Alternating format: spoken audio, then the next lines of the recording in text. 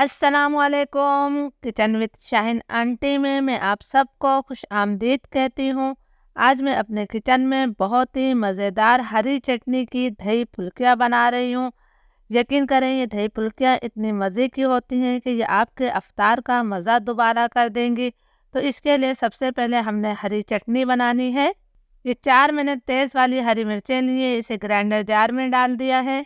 4-5 मैंने लहसुन की कलियां ली हैं, ये देसी लहसुन है। 1 मुट्ठी मैंने हरा धनिया लिया है। हरे धनिया को मैंने धोकर इसके पत्तों को नरम डंठल के साथ ही तोड़ लिया है, ये शामिल कर दिया। जितना हमने हरा धनिया लिया है उससे आधा आपने पुदीना लेना है, पुदीना कम डाला जाता है। अब मैं इसके अंदर थोड़ा पानी शामिल कर रही हूँ। अब मैं इसकी चटनी बना लेती हूँ। चटनी हमारी तैयार है। ये मैंने आधा किलो यानी कि 500 ग्राम दही लिया है। दही आपका ताज़ा होना चाहिए और ज़्यादा खट्टा नहीं होना चाहिए। तो सबसे पहले हम दही को अच्छी तरह से फेंट लेते हैं कि इसके अंदर किसी किस्म की कोई गुठली वगैरह नहीं रहनी चाहिए। दही को मैंने अच्छी तरह से फेंट लिया है। अब जो हमने हरी चटनी तैयार की है, 1 खाने का चम्मच भरकर मैं इसके अंदर चटनी शामिल कर रही हूँ। आप अपने टेस्ट के मुताबिक भी इसके अंदर चटनी डाल सकते हैं। आधा चाय का चम्मच हम इसके अंदर नमक शामिल कर देते हैं। अब मैं इस चटनी को अच्छी तरह से दही में मिक्स कर देती हूँ।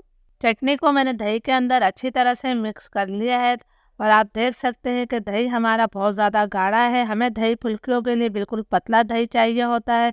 तो मैं अब इसके अंदर आधा कप दूध शामिल करूँगी। दूध ज़रूर डालिएगा, इससे आपको यह फ़ायदा होगा कि आपकी दही फुल्कियाँ जो है 2 से 3 दिन तक जो है खट्टी नहीं होंगी। आप इसे फ्रिज में रखकर आराम से इस्तेमाल कर सकते हैं। अब मैं इस दूध को भी अच्छी तरह से मिक्स कर लेती हूँ। अभी हम इसके अंदर पानी भी शामिल करेंगे। दूध को मैंने मिक्स कर लिया है, तो अब मैं इसके अंदर आधा कप ही पानी शामिल कर रही हूँ और पानी को भी हमने दही के साथ अच्छी तरह से मिक्स कर लेना है। अब मैं आपको दिखाती हूँ कि दही हमारा इतना पतला होना चाहिए। हमें बिल्कुल पतला दही चाहिए दही फुल्कियों के लिए। ये दही बिल्कुल परफेक्ट है। तो दही को हम साइड पर रख देते हैं। फुल्कियाँ बनाने के लिए मैंने 1 कप भरकर बेसन लिया है। बेसन को मैंने छान लिया था। वज़न में ये तकरीबन 200 ग्राम बेसन है। अब इसके अंदर हम कुछ चीज़ें शामिल करेंगे। आधा चाय का चम्मच मैं इसके अंदर नमक शामिल कर रही हूँ। आधा चाय का चम्मच हम सफ़ेद ज़ीरा शामिल कर देते हैं। 1/4 टीस्पून में इसके अंदर अजवाइन शामिल कर रही हूँ। इन तीनों चीज़ों को हमने बेसन के अंदर अच्छी तरह से मिक्स कर लेना है। मैंने ड्राई मसालों को मिक्स कर लिया है। तो अब हमने इसके अंदर हरी चटनी शामिल करनी है। तो आप इसके अंदर हस्बे ज़ायका हरी चटनी डाल सकते हैं। मैं 1.5 खाने का चम्मच हरी चटनी शामिल कर रही हूँ। अब हम इसके अंदर थोड़ा थोड़ा पानी डालते जाएंगे और इस बेसन को अच्छी तरह से फेंट लेंगे। बेसन जो है आपका ना बहुत ज़्यादा गाढ़ा होना चाहिए और ना बहुत ज़्यादा पतला होना चाहिए। हम इसको जो है सेमी थिक रखेंगे, यानी कि जो गाढ़ा होगा बहुत ज़्यादा, ना ही पतला होगा। आपने पानी एकदम नहीं डालना है, थोड़ा थोड़ा पानी डालते जाए और इस बेसन को अच्छी तरह से फेंटते जाए। बेसन को मैंने अच्छी तरह से फेंट लिया है और मैं आपको दिखाती हूँ कि ये बेसन हमारा ना बहुत ज़्यादा गाढ़ा है और ना ही बहुत ज़्यादा पतला है। आपने भी इसी तरह का बेसन रखना है।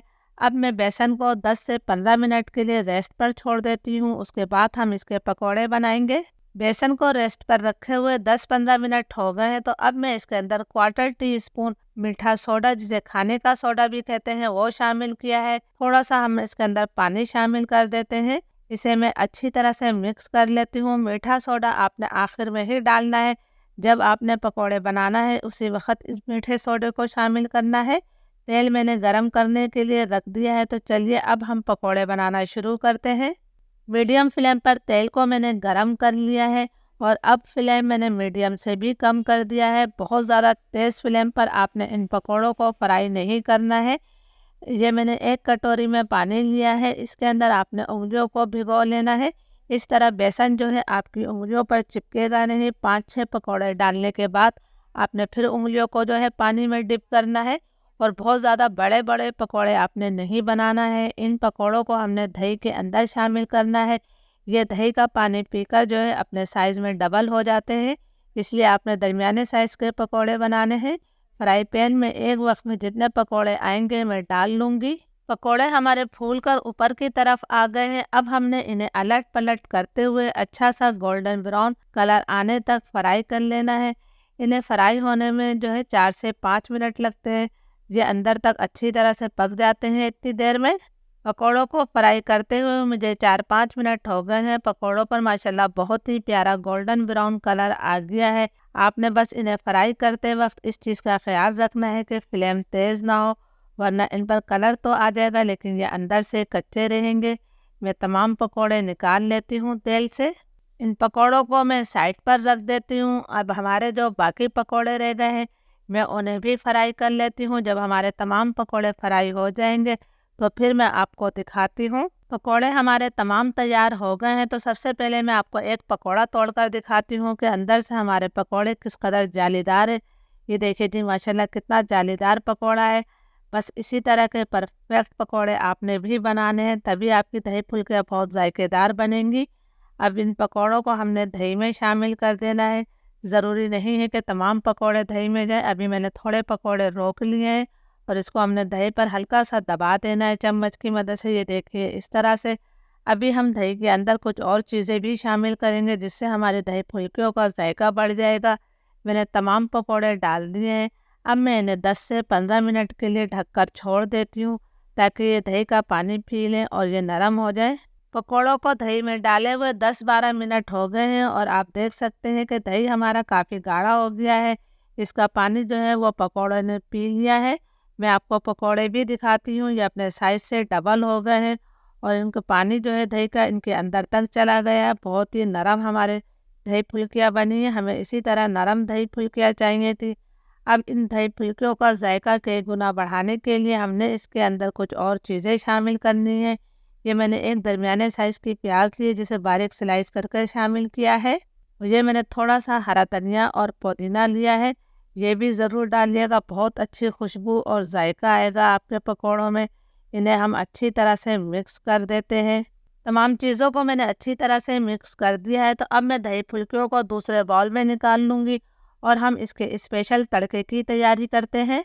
फ्राई पैन में मैंने 2 से 3 खाने के चम्मच तेल डालकर इसे गरम कर लिया है। इसके अंदर हम आधा चाय का चम्मच सफ़ेद ज़ीरा शामिल करेंगे। ये मैं ज़ीरा डाल देती हूँ और ज़ीरे को हमने अच्छी तरह से फ्राई कर लेना है। ज़ीरा हमारा फ्राई हो गया है तो मैं इसके अंदर 3 हरी मिर्चें शामिल कर रही हूँ। हरी मिर्चों को भी हमने चंद सेकंड तक फ्राई कर लेना है। हमारा बहुत ही मज़ेदार तड़का तैयार है। ये मज़ेदार तड़का हमारे दही फुल्कियों के जायके को कई गुना बढ़ा देगा। रेसिपी अच्छी लगी हो तो लाइक और शेयर ज़रूर कीजिएगा ताकि मेरी हौसला अफजाई हो सके। इजाज़त दीजिए, अल्लाह हाफिज़।